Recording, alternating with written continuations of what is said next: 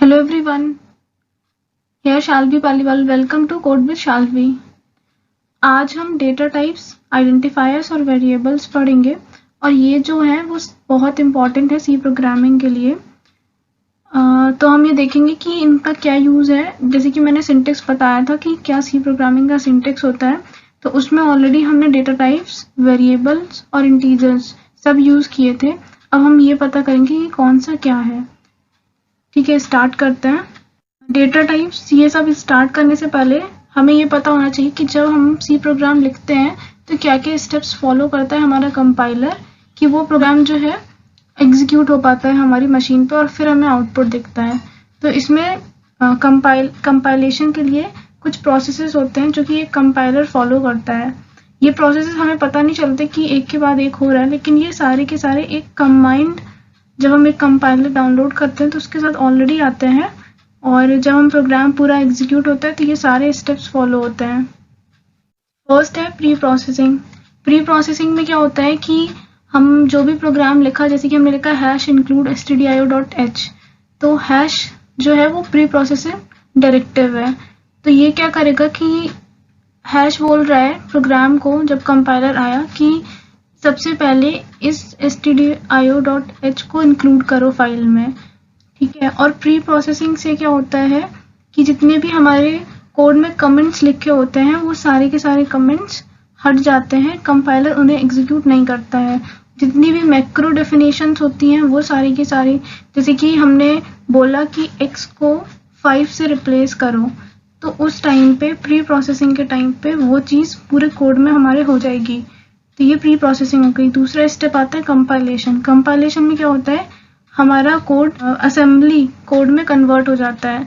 Assembly code होता है कि जो इंग्लिश लैंग्वेज में लिखा होता है, जैसे कि हमने लिखा वॉइड मेन, तो ये इसमें कुछ स्टेप्स होंगे जिसमें कि पुश, मूव, ये जो होता है वो असेंबली कोड होता है। जैसे कि R3 रजिस्टर में 5 वैल्यू मूव करो। फिर आता है असेंबली। तो यहाँ पे जो असेंबलर ये क्या करेगा कि हमारा जो भी कोड होगा उसे ऑब्जेक्ट कोड में चेंज कर देगा। ऑब्जेक्ट कोड होता है 01001 के फॉर्म में। तो ये जो होता है वो हमारी मशीन समझती है, इस वजह से इसे 010 फॉर्म में कन्वर्ट कर दिया जाता है। जो कोड हम लिखते हैं सोर्स फाइल, वो हाई लेवल लैंग्वेज होती है और असेंबली के बाद लो लेवल में चेंज हो जाती है, जो कि हमारी मशीन समझ पाती है। फिर आता है लिंकिंग।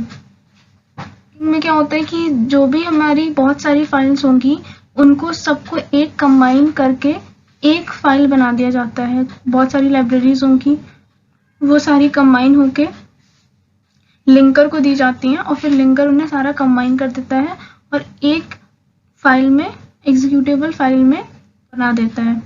फिर आता है लोडर। लोडर का काम होता है कि हमारा हमने जो भी कोड लिखा हुआ है, ठीक है, उसे सेकेंडरी मेमोरी से उठा के हमारी मेन मेमोरी में लाना, क्योंकि जो मेन मेमोरी होती है उसी में हमारा सारा कोड रन होता है। तो पहले सेकेंडरी मेमोरी मतलब कि जो हमारा ये हार्ड डिस्क वगैरह हो गई, वहाँ पे कोड होगा। जब उसे रन करना होता है तब वो मेन मेमोरी में आता है, तभी हमारा कोड रन होता है। तो ये काम लोडर का होता है। तब वो फाइल जो है वो एग्जीक्यूटेबल फाइल बन गई। अब बस हमें लोडिंग के बाद सीधे प्रोग्राम एग्जीक्यूट होगा और रिजल्ट आ जाएगा।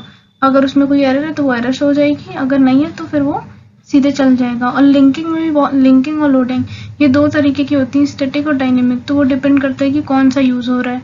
स्टैटिक होती है कंपाइल टाइम पे जो हो, और डायनेमिक होती है कि जो रन टाइम पे हो। आगे बढ़ते हैं डेटा टाइप्स।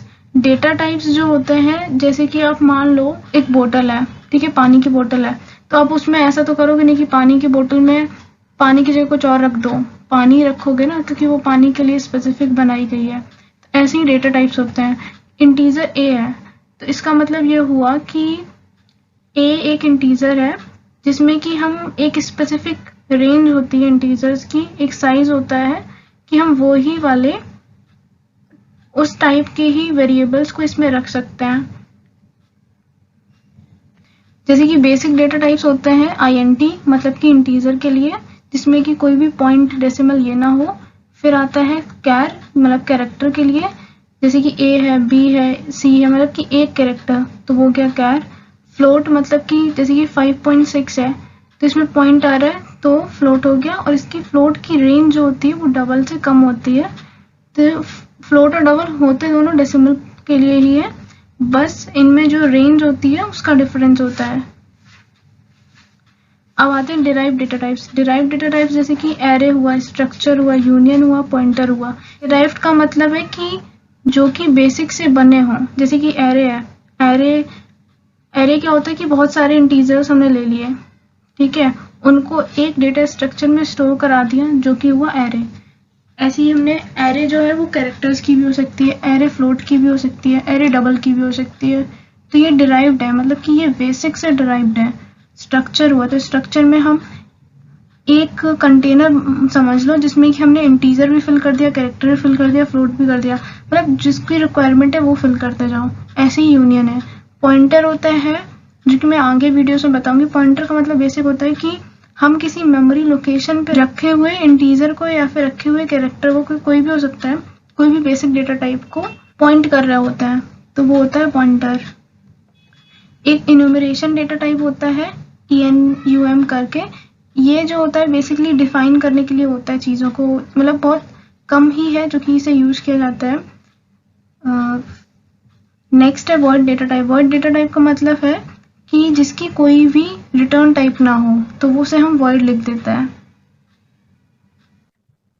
अब ये जो है वो डेटा टाइप्स है कुछ, ये 16 बिट आर्किटेक्चर के अकॉर्डिंग है, और ये जो है वो पूरा साइज है कि जैसे कि मान लो कि साइंड कैरेक्टर जो है, साइंड कैरेक्टर का रेंज जो होता है -128 से 127 तक होता है। तो इसका रेंज का मतलब ये है कि जैसे कि बहुत बड़ा कैरेक्टर है, ठीक है, जो कि -128 से 127 की रेंज में नहीं आ रहा है, वो हम साइंड कैरेक्टर में स्टोर नहीं कर सकते। और ये जो बाइट्स है, ठीक है, बाइट्स का मतलब होता है कि ये मेमोरी में कितनी बाइट लेगा, ठीक है। तो अब जैसे कि मान लो एक बाइट में 8 बिट्स होते हैं, ये कंफर्म होता है कि एक बाइट में 8 ही बिट्स होते हैं। तो साइंड कैरेक्टर जो होगा, जितनी भी हमारी पूरी रैम है उसमें से 8 बिट्स स्टोरेज में ले लेगा, ठीक है। और जैसे कि हम लिखते हैं ना प्रिंटफ, फिर उसके बाद डबल क्वोट्स में %C %D, तो ये सब जो होता है वो हमारा फॉर्मेट स्पेसिफायर होता है कि हम उसको कैसे रिप्रेजेंट करेंगे। जैसे कि कैरेक्टर है तो उसे %C से रिप्रेजेंट करेंगे। साइंड, अनसाइंड, ये जो होते हैं वो मॉडिफायर्स होते हैं साइन के अकॉर्डिंग। और एक होता है शॉर्ट और लॉन्ग, ये जो होते हैं वो रेंज के अकॉर्डिंग, साइज के अकॉर्डिंग मॉडिफायर्स होते हैं। तो अब जैसे कि मान लो कि एक नॉर्मल INT था, INT भी लिखा जा सकता है इसे, और साइंड INT भी। अगर INT लिखा हुआ है नॉर्मल तो इसका मतलब वो साइन है उसमें, ठीक है। तो INT इंटीजर की रेंज होती है -32768 से 32767, ठीक है। और ये जो है जैसे कि बाइट्स ले रहा है कि इंटीजर जो है वो 2 बाइट्स लेगा। ये 16 बिट आर्किटेक्चर में है, ऐसा जरूरी नहीं कि हमेशा 2 बाइट ले। तो आप अपनी मशीन के अकॉर्डिंग एक साइज ऑफ करके ऑपरेटर होता है, उसे चला के फिर जैसे कि INT का चेक करना है तो साइज ऑफ ब्रैकेट में लिखना INT ब्रैकेट क्लोज, उसे प्रिंट कर लोगे तो पता चल जाएगा कि इंटीजर का कितना साइज ले रही है हमारी मशीन। ये जैसे कि यहाँ पे नोट में लिखा हुआ है कि ये जो साइज और रेंज होते हैं इंटीजर, शॉर्ट, लॉन्ग, ये जो कंपाइलर डिपेंडेंट होते हैं, ठीक है। और ये जो है वो 16 बिट कंपाइलर के लिए है। अब जैसे कि अनसाइंड है, अनसाइंड में मतलब कि माइनस हट गया और रेंज तो उतनी रही, तो 32767 में 32768 प्लस कर दो, तो ये हो गया ना 0 से लेकर 65535 तक। ऐसी फ्लोट है, फ्लोट की अलग रेंज होती है, और बाइट्स में से 4 साइज होता है। डबल है उसका 8 है, लॉन्ग डबल है तो 10 है, और इनको रिप्रेजेंट करने के लिए फॉर्मेट स्पेसिफायर्स में वो ये है। तो बस ये चार्ट मतलब कि याद होना चाहिए, कुछ कुछ पॉइंट्स हैं। इतना मतलब इतना जरूरी नहीं, जैसे कि इंटीजर है, लॉन्ग है, कैरेक्टर है, डबल है, फ्लोट है, ये सब अच्छे से मतलब कि पता होना चाहिए। और स्ट्रिंग जो होती है, स्ट्रिंग का इसमें लिखा नहीं हो, स्ट्रिंग जो है उसका परसेंटेज फिर S करके हम उसे रिप्रेजेंट कर सकते हैं। वो नॉर्मल वैसे डेटा टाइप नहीं है, बेसिक इस वजह से इसमें नहीं है। अब आइडेंटिफायर क्या होता है? आइडेंटिफायर होता है जैसे कि मान लो आपने एक वेरिएबल है, ठीक है, अब उसको वेरिएबल को कोई नाम देना है, उसकी नेमिंग कन्वेंशन के लिए हम आइडेंटिफायर यूज करेंगे।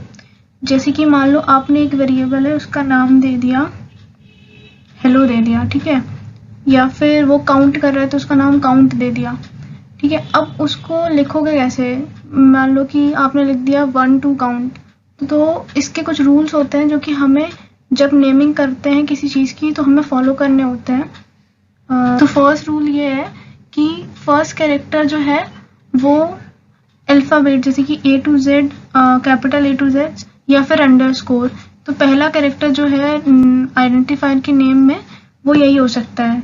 हम कभी डिजिट नहीं ले सकते, कोई स्पेशल कैरेक्टर नहीं ले सकते फर्स्ट उसमें। और वैसे भी पूरे आइडेंटिफायर में हम कहीं पे भी स्पेशल कैरेक्टर यूज ही नहीं कर सकते हैं। आइडेंटिफायर्स जो होते हैं वो केस सेंसिटिव होते हैं। अगर आपने हेलो लिखा स्मॉल में और कैपिटल में लिखा तो ये दोनों के दोनों अलग माने जाएंगे। Keywords are not allowed to use as identifiers. Keywords होते हैं जो कि ऑलरेडी हमारे प्रोग्राम में ऑलरेडी कंपाइलर के थ्रू मतलब कि डिफाइंड है, जिनको हम एज आइडेंटिफायर नहीं यूज कर सकते। जैसे कि मान लो फॉर है जो कि हम लूप में यूज करते हैं, तो हम फॉर को अपने वेरिएबल के नेम में नहीं यूज कर सकते। जैसे कि अब मान लो वॉइड है, वॉइड मेन लिखते हैं ना, तो वॉइड है, वॉइड को हम एज आइडेंटिफायर नेम में नहीं यूज कर सकते, वेरिएबल का नाम नहीं दे सकते। कोई भी special character such as space, semicolon, period, white spaces, ये सारे के सारे अलाउड नहीं होते हैं। अब आता है कि वेरिएबल क्या होता है। वेरिएबल होता है कि कोई भी मेमोरी लोकेशन है, जैसे कि ये मेमोरी लोकेशन है, ठीक है, इस मेमोरी लोकेशन को हमने कोई भी एक नेम दे दिया। जैसे कि मान लो कि इस मेमोरी लोकेशन को हमने ए नाम दे दिया, ठीक है। तो पूरे रैम में से एक मेमोरी लोकेशन को उठाया, कुछ पार्ट को, और उसको एक नाम दे दिया ए। ये जो नेम दिया है वो जो हो गया एक वेरिएबल हो गया, मतलब कि हमने एक वेरिएबल डिफाइन कर दिया। बहुत सारे वेरिएबल्स डिफाइन कर सकते हैं, ठीक है। और वेरिएबल में अगर हमने डेटा टाइप इंक्लूड कर दिया तो मतलब क्या होगा कि हमने उस वेरिएबल को डिक्लेयर कर दिया कि ये इतनी मेमोरी हमारी होता है, ठीक है। तो हम इस तरीके से एक वेरिएबल को डिफाइन कर सकते हैं। पहले हम डेटा टाइप मतलब कि लिख दिया, जैसे कि मान लो इंटीजर है तो int लिख दिया, फिर वेरिएबल का नाम जैसे कि हमने a लिया तो a लिख दिया, फिर सेमीकोलन। अब आता है कि हम वेरिएबल तो डिक्लेयर तो कर दिया, अब उसे इनिशियलाइज अगर करना है। इनिशियलाइज का मतलब है कि जो भी वेरिएबल है उसको कोई वैल्यू प्रोवाइड करना। तो यहाँ पे जैसे कि इक्वल्स में वैल्यू, तो int a लिखा, फिर इक्वल में 5 कर दिया, तो वो जो हो गया उसको वैल्यू प्रोवाइड कर दी हमने वेरिएबल को। अब ये जो है वो पजल है जिसमें अब ये प्रोग्राम पहले आप खुद से ट्राई करना और मतलब नेट वगैरह से सर्च मत करना। एक्सप्लेनेशन इसका बताना कि आपने कैसे इसको सॉल्व किया है। नेक्स्ट वीडियो में पूरा कवर करूंगी कि टोकन्स क्या होते हैं और सी प्रोग्रामिंग में इनका क्या यूज होता है। Okay, thanks.